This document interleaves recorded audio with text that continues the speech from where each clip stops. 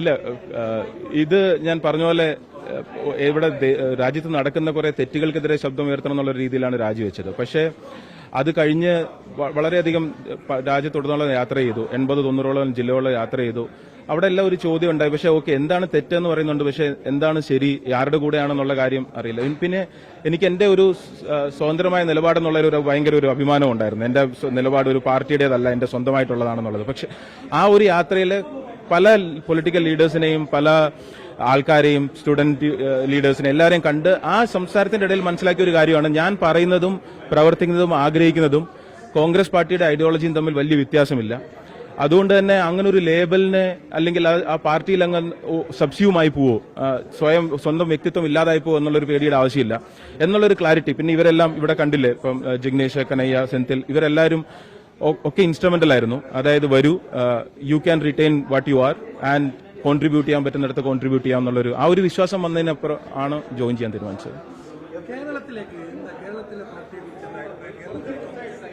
ഇല്ല, ഞാൻ പറഞ്ഞില്ല, ഞാൻ 2003 കേരളത്തിൽ നിന്ന് വെളിലോട്ട് വന്നതാണ്. അത് കഴിഞ്ഞ് ഓഫ്കോഴ്സ് വീടുണ്ട്, നാട്ടിൽ വരാറുണ്ട്, അതെല്ലാം ഇപ്പോഴും ഉണ്ടായിട്ടുണ്ട്. പക്ഷേ കേരളത്തിലെ പൊളിറ്റിക്സ് എന്നുള്ള രീതിയിൽ അത്രയും വ്യക്തമായ ഒരു ധാരണയോട് എനിക്ക് കറന്റ്ലി ഒരു അഭിപ്രായം പറയാൻ പറ്റില്ല. തീർച്ചയായിട്ടും ഭാവിയിൽ I will be able to explain it better.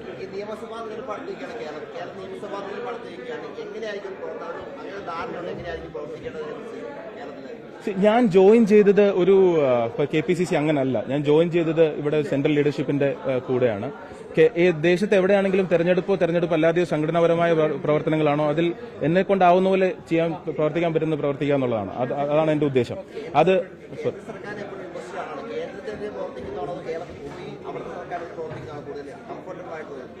Comfortable എന്നുള്ളതല്ലോ, comfortable ആയി ഇരിക്കുന്നത് തന്നെയായിരുന്നു. വളരെ കംഫർട്ടബിൾ ആയിട്ട് പോയിക്കൊണ്ടിരുന്നു. പക്ഷെ കംഫർട്ട് എന്നുള്ളൊരു ക്വസ്റ്റ്യൻ അല്ല. നമ്മൾ എന്താണോ ആവശ്യം അതിനനുസരിച്ച് പ്രവർത്തിക്കുക എന്നുള്ളതാണ്. അപ്പോൾ ഇപ്പോൾ ഏതാണോ പാർട്ടിയുടെ ആവശ്യം അല്ലെങ്കിൽ എവിടെയാണോ എനിക്ക് തോന്നുന്നത് എന്റെ പ്രവർത്തനം കൂടുതൽ ആവശ്യപ്പെടുന്നത് അവിടെ പ്രവർത്തിക്കുക എന്നുള്ളതാണ്. അല്ലാതെ ഞാൻ പ്രത്യേകിച്ച് ഇങ്ങനെ തീരുമാനിച്ചിട്ടില്ല, ഇവിടെ പ്രവർത്തിക്കും ഇവിടെ പ്രവർത്തിക്കില്ല എന്നുള്ള രീതിയിൽ തീരുമാനിച്ചിട്ടില്ല.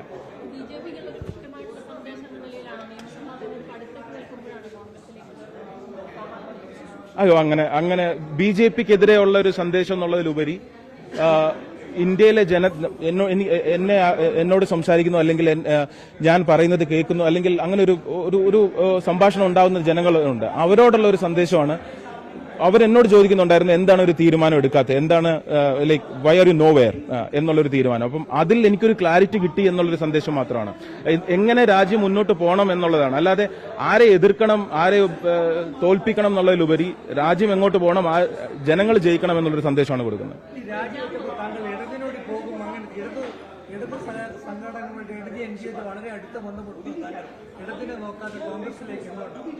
അയ്യോ അല്ല, അങ്ങനെ ആരാ പറഞ്ഞത്? ഇടത് സംഘടനയുമായിട്ട് അങ്ങനെ ഒരിക്കലും ആയിരുന്നില്ല. ഞാൻ പറഞ്ഞില്ല, ഞാൻ കേരളത്തിൽ നിന്ന് 12ാം ക്ലാസ് കഴിഞ്ഞ് ഇറങ്ങിയ ഒരു വ്യക്തിയാണ്. അപ്പോൾ അങ്ങനെ ഒരു ഇതിനു മുമ്പ് ഒരു വളരെ സാധാരണ കുടുംബത്തിൽ നിന്ന്, അതായത് നന്നായിട്ട് പഠിക്കുക, എഞ്ചിനീയർ ആവുക, ജോലി എടുക്കുക, കല്യാണം കഴിക്കുക, വീട് മേടിക്കുക, ഇങ്ങനെ ഒരു ജീവിതമാണ്.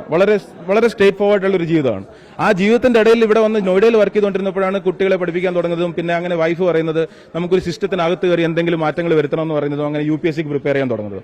അതല്ലാതെ ഒരു പൊളിറ്റിക്കലി ചാർജ്ഡ് ഐഡിയോളജിക്കൽ ബാക്ക്ഗ്രൗണ്ടിൽ നിന്നൊരു അങ്ങനെ വരുന്നൊരു വ്യക്തിയല്ല. എന്റെ പൊളിറ്റിക്കൽ ഐഡിയോളജി എന്റെ ജീവിതത്തിൽ കൂടെ എന്റെ അനുഭവം കൂടെ ഇവോൾവ് ആയ ഒന്നാണ്.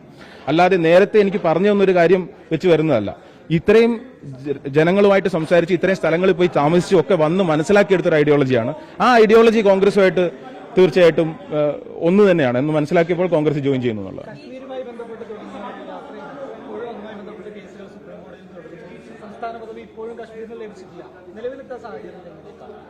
ഇല്ല, ഞാൻ മനസ്സിലാക്കുന്നത് ആ സമയത്ത് മാസങ്ങളോളം ഒരു പ്രദേശത്തെ എല്ലാ രീതിയിലും അടച്ചുപൂട്ടി വെക്കുക എന്നുള്ളത് നമ്മൾ ഒരിക്കലും ഒരു ജനാധിപത്യ രാജ്യത്തിനെ സംബന്ധിച്ചിടത്തോളം അംഗീകരിക്കാൻ പറ്റാത്തൊരു കാര്യമാണ്. അതിനനുസരിച്ചുള്ള ഒരു ശബ്ദം അന്ന് ഉയർന്നില്ല എന്നുള്ളത് എനിക്ക് ഇന്നും വിഷമം തരുന്ന ഒരു കാര്യമാണ്. അതുകൊണ്ട് തന്നെ ഇനി ഇങ്ങനെ ഒരു പ്രശ്നം വന്നാൽ അറ്റ്ലീസ്റ്റ് അത് ഒരു സംഘടനാപരമായിട്ടോ അല്ലെങ്കിൽ ഒരു വ്യക്തി എന്നുള്ള രീതിയിലോ വളരെ അധികം ശബ്ദത്തോടു കൂടി തന്നെ അത് ഉയർത്താൻ പറ്റുമെന്നുള്ള ഇത് മനസ്സിലാക്കുന്നു. ഇല്ല, ഇത് ഹൈപ്പോത്തറ്റിക്കൽ അല്ലേ?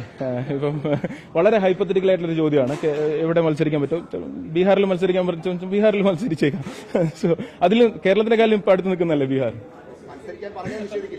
ഇല്ല, അങ്ങനല്ല. നിഷേധിക്കുക അതൊക്കെ വളരെ ഹൈപ്പോത്തറ്റിക്കൽ അല്ലേ? വളരെ ഹൈപ്പോത്തറ്റിക്കൽ ആയിട്ടുള്ളൊരു ചോദ്യമാണ്. ഷുവർ.